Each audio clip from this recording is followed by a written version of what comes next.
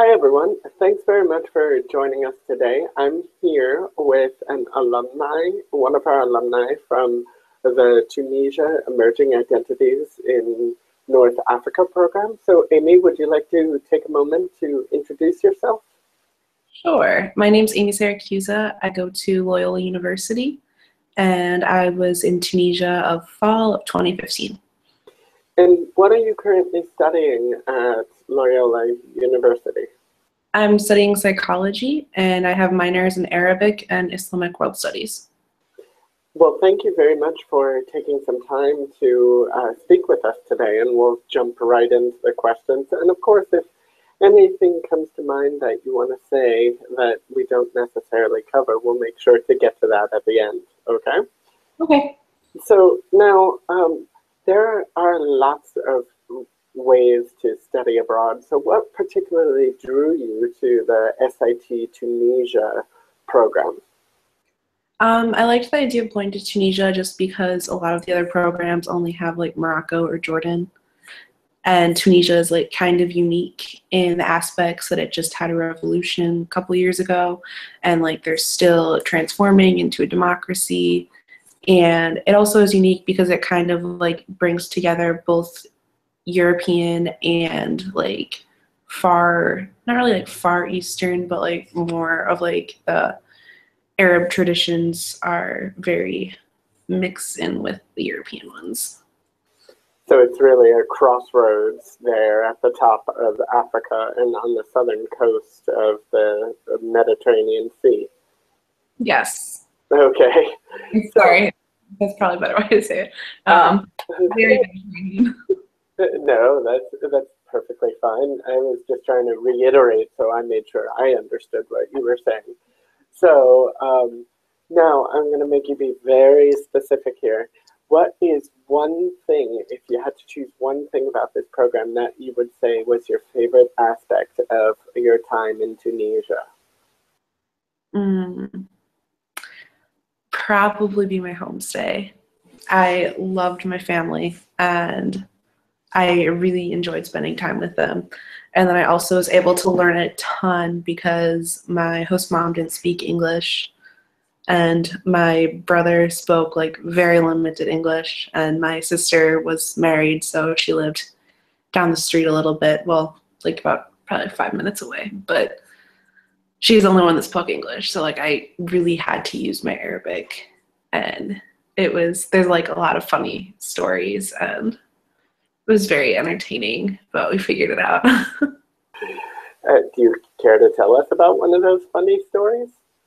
The first couple of weeks I was there, I learned the Shami dialect of Arabic in Chicago, which is very popular in like Syria and Lebanon and Jordan, and they do not speak that in Tunisia. So I was using Shami with my family, and my host mom wasn't understanding my accent, and I wasn't understanding her accent. So I resorted to like writing things down on a piece of paper for her so that like we could communicate with each other, which made us both very excited when we actually weren't writing things down and just speaking with each other. That sounds really cool, but hey, you have to use all mediums. Do you have any French background that anyone in your family could have spoken French with? No. Only Arabic. Then you have to write things down, right? Yeah. Yeah, it was interesting the first couple of weeks, but I ended up like catching on. I do have a Spanish background, and Spanish and French are very closely related. So I was able to like kind of guess some words. I'd attempt to like come up with a French word or look up a French word if I couldn't figure out what it was in Arabic or if I wasn't getting my point across. But usually I could figure it out with Arabic. Or with your cross-cultural communication, huh? Yeah, kind of. It was also really helpful that I made friends with a girl that worked for my sister's restaurant, and she spoke English, so she would also help out when I get my point across. So how much Arabic do you think you picked up, and Tunisian Arabic in particular, in the course of your time there? I think I picked up a lot of Tunisian Arabic. I had a pretty solid Arabic background before I went, just because like I'd already completed my minor by that point in time at my university. So I could read and write for the most part, and then speaking was a little bit harder because I'm not used to hearing different accents. The Tunsi wise, some of the words kind of threw me off a little bit just because it's very different. And but they do use a lot of like the same phrases, have like multiple meanings. Like I want and I like, you use the same word. Which would be what in Tunisia? So you pretty much like would use that for the same word, or like if you're walking somewhere, like going for a short car ride, it's the same word. So. Oh, okay. So you really have to take the context to make it understandable, huh? Yeah, which is something that I wasn't necessarily expecting. But it was nice because if I did use Fassa, which is the formal standard Arabic, if I used that, people would understand what I was saying. Or if I used Shami for the most part, people just assumed that I was Syrian. Very good. Now, to change direction a little bit, can you tell me a little bit about the independent study project that you pursued, and whether or not you've had the opportunity to continue studies in either the area, the theme, or the language now that you're back at your home university? Okay, so for my independent study project, I did it on the social impacts of street art in Tunisia and like post-revolution. So it was pretty interesting just because people, like prior to the revolution, people weren't familiar with street art. It was highly illegal. Like all the walls were just white and blank. After the revolution started, people started painting all over the place. So then comes out like the neighborhoods like Jerba, which is very popular, and you actually get the opportunity to see it during a southern excursion. And it's like a worldwide known area where it's like an open air art museum. And there is just like street art everywhere. I've seen some pictures, especially from Jerba, and I really want to make sure I get to go there next time. It's beautiful. I was like a little kid in a candy store. The trick with Jerba, though, is that like they had tons of artists coming from like all over the world to do it. I believe, if I remember correctly, it was about 30 plus countries where the artists were from. Wow, so it really is an international outdoor museum. And then, so instead of doing it specifically on Jerba, I did my project on the street art in Tunis itself and like the greater region of Tunis. So if you go to downtown Tunis, there's a couple streets where there's just like street art all over the place. And a lot of those were put on by like different NGOs. And then one of the really popular ones is Keep International. And that one's run through France. And I was able to meet with a couple of the artists that participate in that. And so throughout my project, I asked people to fill out a survey about whether or not they liked the street art or they felt it had like a negative impact. Unfortunately, my sample size was small, so it didn't really show a lot of significant data to it. But overall, I was able to like meet with the different street artists, and then I also did like a part where I featured some of their work and did a short bio on them. Very nice, very nice. So yeah, ISP. Okay. You guys can actually like see my ISP project I think it's on the ISP page. It is. Okay. So people can see that there then. Language-wise, I did most of it in English just because my target population was for like the youth, so 18 to 35. I met with probably 3 or 4 different street artists that were more popular in the area, which was actually really interesting because I learned a lot about the culture, and they like brought me to these cool places and whatnot also. Very, very nice. Now, I'm going to ask you to be really specific again here. If you could name one thing that you think you learned in SIT Tunisia that you don't think you could have learned anywhere else, what would that be? Probably about the revolution. Just because like there's such a different take on it when you're learning it in the actual country itself. And like you're just learning about the different opinions that people have and how they feel about the revolution. And with it being so fresh, almost everyone has an opinion on it, whether they're 20 or they're like 50.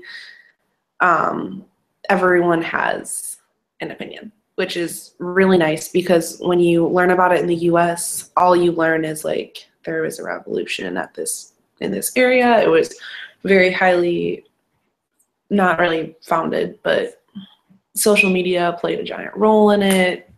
There was a lot of protests, and that's pretty much all you hear about it in the US.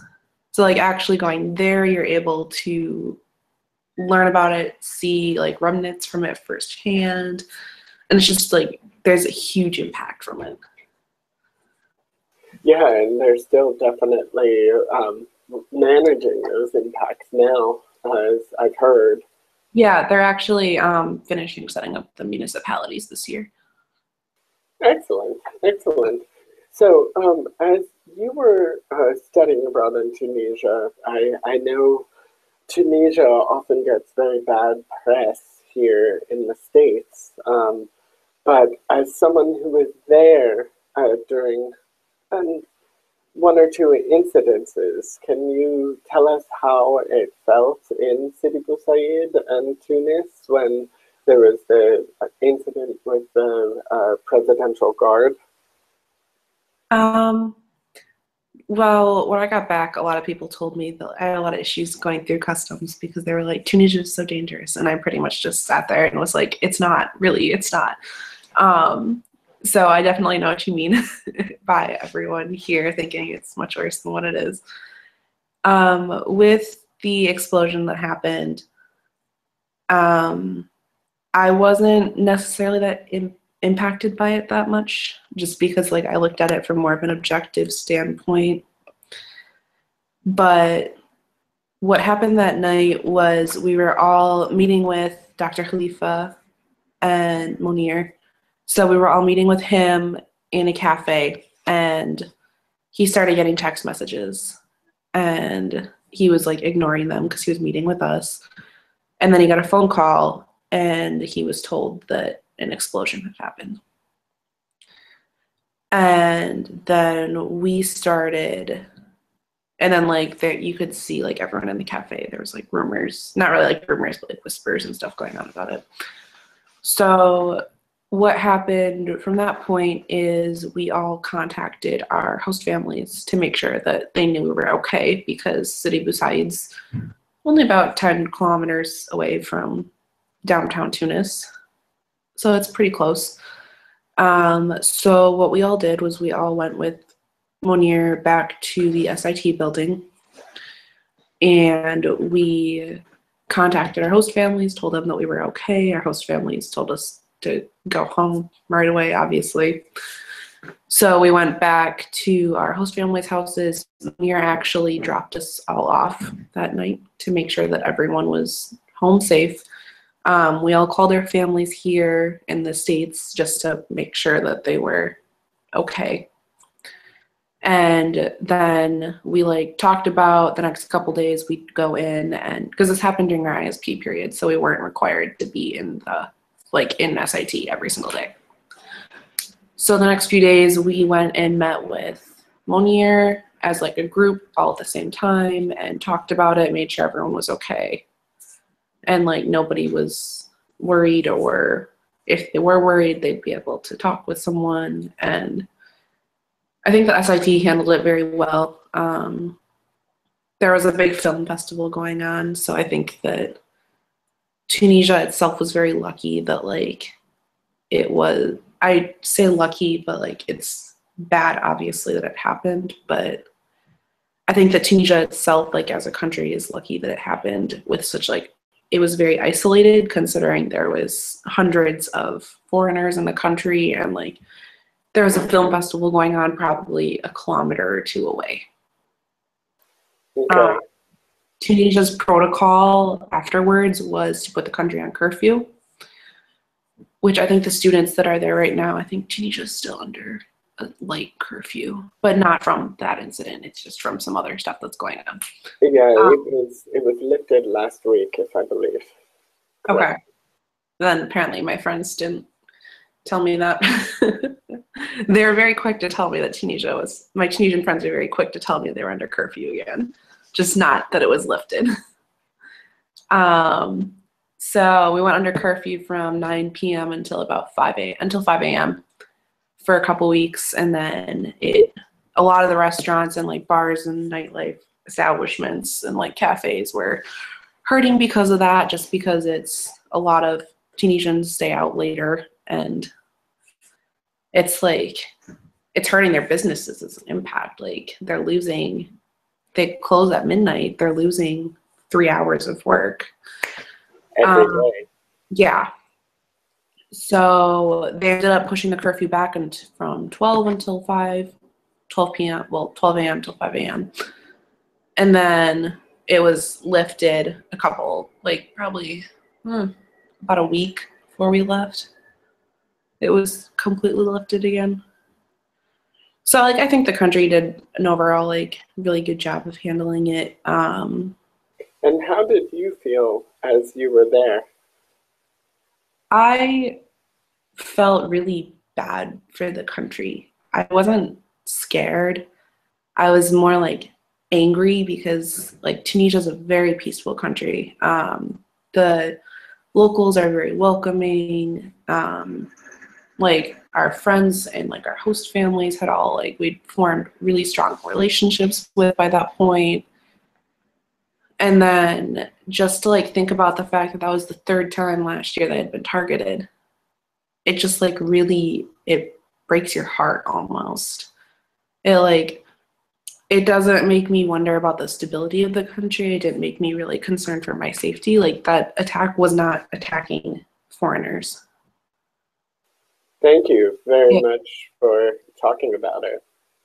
Yeah, no problem. Like, I think it could have been a lot worse than what it was. And I think that the Tunisian government and SIT handled it really well. Like, it was bad, but I felt safe the whole time I was in the country.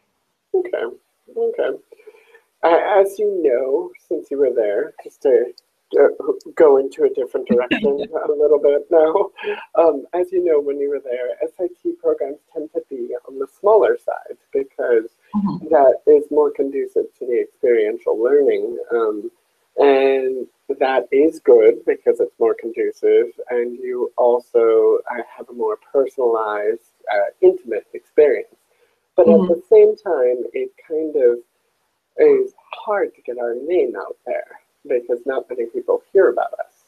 So if you came across someone who has no idea what SIT is, which I'm sure you do, how would you explain us? I pretty much tell them that like SIT, well, first off, what it stands for, because I didn't even realize what it stood for initially when I was applying. But it's Students for International Training, and it's a study abroad program, but it's like different from, oh boy, what are the other ones? Like, you don't have to name names. I don't.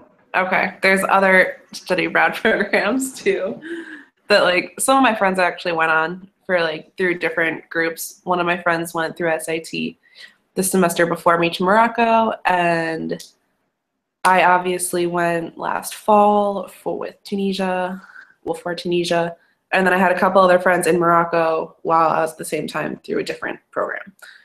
I like SIT because it's like you said, it's very small groups. Like my group, there was only 8 of us. And like, I like the fact that we had the homestays, whereas some of my friends have, like my university has a Rome campus too. So like in addition to going through different study abroad programs, we can just go through our school. And I really like it that we have the homestays through SIT, just because you get to learn more about the culture, you're developing a bond with your family.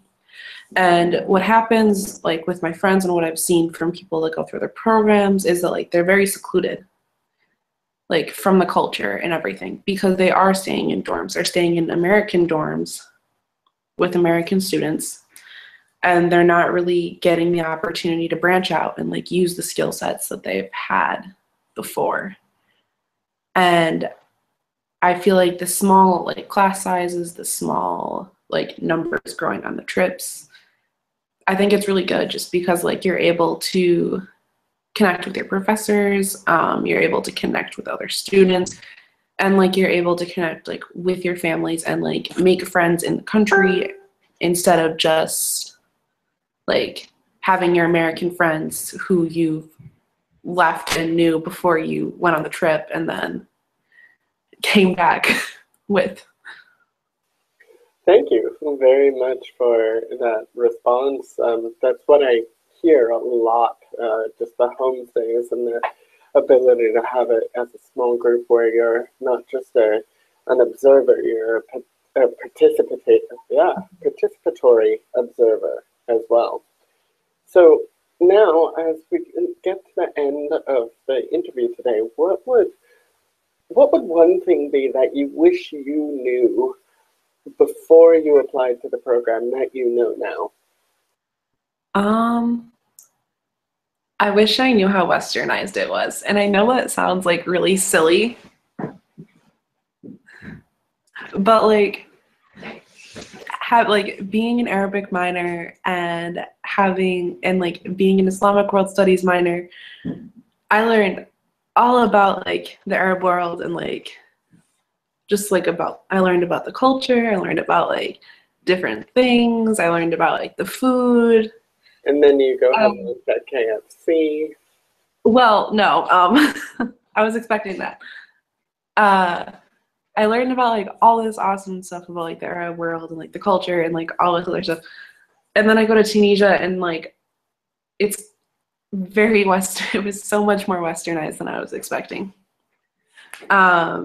Between like the food, the like appearance, like it looks like southern Italy in like the north of the country, like in like City beside it looks very similar to Sicily in my opinion.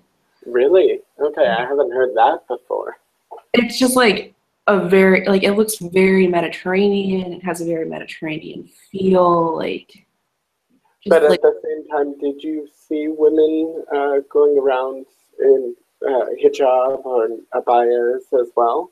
I mean, yeah, but I see that in Chicago too. So like, okay. My Arabic professor in the U.S. and like directors are from Jordan, and like she was covered. So like for me, seeing someone covered is not a big deal. Okay, that's fair. Yeah, and the neighborhood I live in Chicago there's a lot. It's very diverse. So for me, like seeing that, I wasn't very surprised by. I was fairly used to it.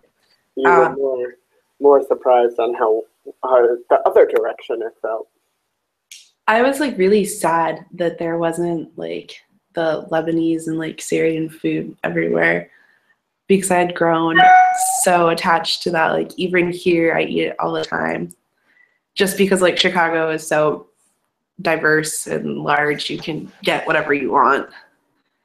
So like I got used to that, and then like seeing the French, and I mean Tunisia has its own culture, but it's also very influenced by like France and Italy. Mm-hmm. So that was very surprising for me. Yeah. Overall, like I loved it. I fell in love with the country. I'm planning on going back in a couple months. So that was my next question. So when are you going back? I'm looking at going back in May or June for a year. or two. Okay. So Well, definitely let us know what you get up to there, because we always like talking to our students who continue studies in the region, in the language, in the culture. yeah, I'm graduating in May from college, so I'm excited about that. And then I've been actually applying for different positions in Tunis. So Excellent. Well, I wish you good luck for that. And we've come to the end of our interview today. I always like to give the alumni the last word there. So is there any last thing you'd like to say to prospective students who may be out there considering studying abroad in Tunisia? I'd definitely go. Like, you're gonna get a lot of questions about where Tunisia is and like all these other silly questions, but like it's not something to be afraid of. A lot of people look at it as being an Arab country, even like it's an Islamic country, yeah, but it's like its own little gem. It's very beautiful. The people are very nice. Not to say anything bad about the other Islamic countries. Well, your study abroad experience was in Tunisia, and I'm Yeah. sure they would be happy to hear you had such a positive experience. Hmm. So thank you very much again for taking the time this afternoon, and good luck with your final semester at college. Thank you. Bye. Bye.